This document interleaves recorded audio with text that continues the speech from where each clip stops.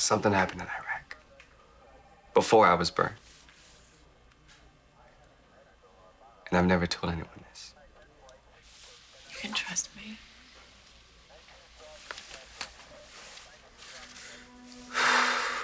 While we were over there, I had a buddy of mine named Tommy McBride.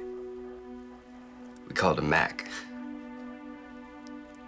And one day he came to me asking me to switch shifts with him.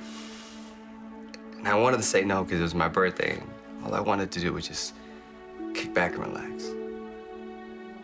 But when I saw him, he was so tired and exhausted, and he couldn't even stand up, so I took his shift. The next day, he took mine.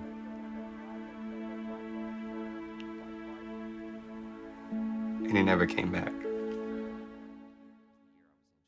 I was driving a Humvee in Iraq when my front left tire went over a landmine. The last thing I remember is being in Iraq and feeling and thinking my life was gonna end. The next biggest thing I remember is just seeing my mother. And then about a week later, asking the nurse to see my face, my body for the first time. And I picked my head up and I don't know, I just froze for, a couple seconds and just long enough to turn my head to each direction just to look, to see how bad it was. I became depressed, I had regret.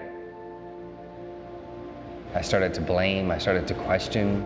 It didn't make sense to me why I was 19 years old and why my life was completely upside down. I just thought to myself, I would have been better off if I wouldn't have survived. It was a tough time in my life, and I felt that there was no one else in this world that can actually understand where I was coming from, that could understand the pain that I was feeling.